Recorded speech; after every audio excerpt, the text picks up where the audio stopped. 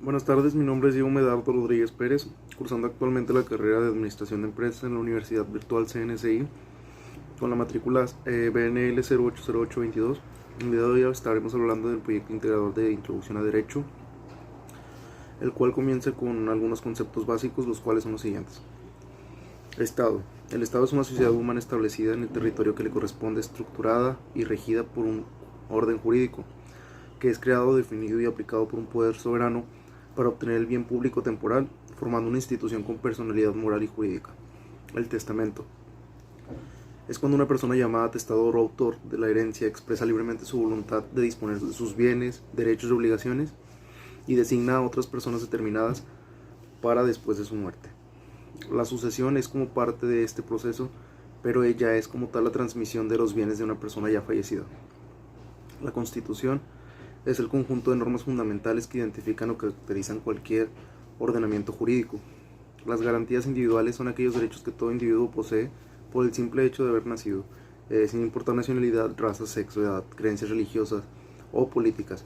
Estas se establecen en la Constitución Política de los Estados Unidos Mexicanos, del artículo 1 al artículo 29, divididas por ciertos rubros. La soberanía se refiere al ejercicio de autoridad en un cierto territorio. Esta autoridad recae en el pueblo, aunque la gente no realiza un ejercicio directo de la misma, sino que delega dicho poder en sus representantes.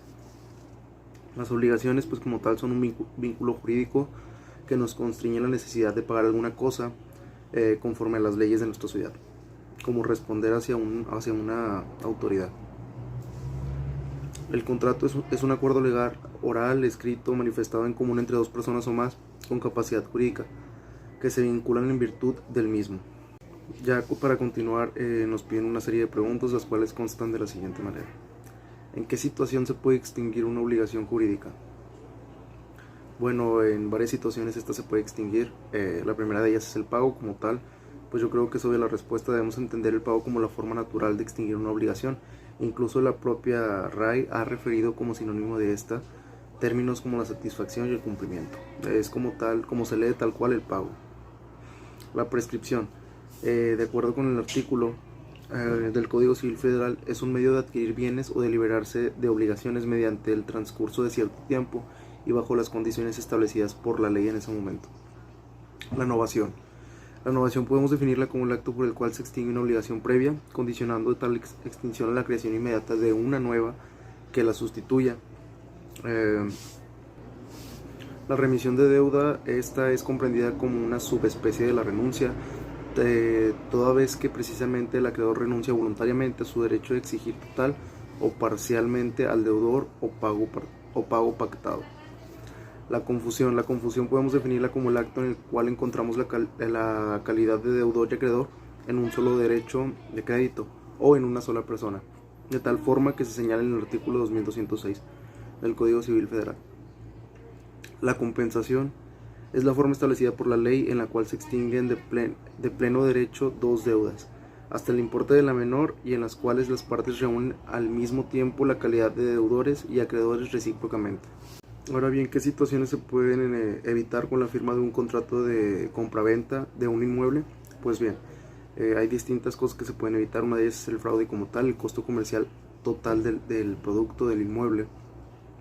Analizar los costos comerciales y de venta, visitar el inmueble para asegurarse de que es habitable, ya que muchas veces cuenta con grietas, defectos, cosas defectuosas que realmente no la señalan tal cual en imágenes o en el transcrito que hacen. Conocer si existen deudas, esto es muy importante también, ya que al momento de adquirir ese inmueble muchas veces pasa que no leemos las típicas letras pequeñas y es ahí cuando realmente nos damos cuenta que había deudas de por medio, o que realmente el inmueble no estaba pagado al 100% o que ya tenía cierto tipo de deudas con algunos otros dueños.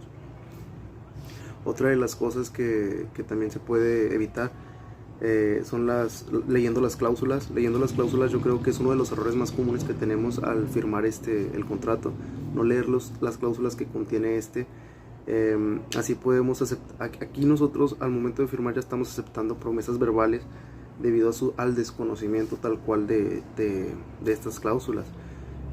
Yo creo que para evitar este tipo es que el propietario informó al comprador, por ejemplo, que pagaría los gastos de seguridad solo de manera verbal, Y en dado caso de que nosotros queramos pelear esas palabras que él está diciendo, pues de alguna manera no lo vamos a poder hacer porque como tal no está firmado en las cláusulas. Entonces ahí no habría cómo defendernos, y es ahí cuando debemos de leer muy bien este tipo de cláusulas. Otra de las cosas es investigar los precios de la zona. ¿Para qué? Para saber también el precio que nos están dando, si es un precio razonable también con la competencia, y realmente ver si lo vale. Es muy importante también los valuadores sirven de mucho de ayuda para este tipo de situaciones, y sirve como parámetro para realizar una negociación inteligente respecto al precio. Y la no menos importante es leer el contrato. De plano es leer el contrato. Se comete el error de no leer el contrato, no hacerlo de la manera correcta, cuando es de suma importancia analizar el contrato de manera meticulosa para verificar cada cláusula del mismo, y dado sea el caso de exigir que esté debidamente registrado. Si no se revisa a detalle, es posible que se excluyan ciertos aspectos importantes para nosotros los compradores. Y por último, algunas situaciones reales en las que no se firme un contrato, pero que yo creo que sea importante. Pues la verdad es que los trabajos informales suele pasar muchas veces que los trabajadores, como albañiles, carpinteros, suelen prestar sus servicios hacia empresas, hacia dueños de empresas, dueños de fábricas. Entonces están trabajando de una manera, por así decirlo, clandestina, prestando sus servicios, su trabajo como tal, sin un contrato de por medio. Y es aquí cuando yo creo que debería de estar este tipo de papel como tal, porque al final del día creo que se pierden de muchos derechos que los trabajadores tienen, es decir, el seguro, está el IMSS, está los impuestos, o sea, todo este tipo de cosas que un trabajador debería de tener, pero que sin embargo por trabajar de manera clandestina, por así decir, se pierden. Entonces yo creo que este es un rubro importante en los trabajos, de manera que puedan tener estos servicios como cualquier trabajador. Por mi parte sería todo ante este proyecto. Espero haber respondido bien las preguntas que se están mencionando. Agradezco la atención y muchas gracias.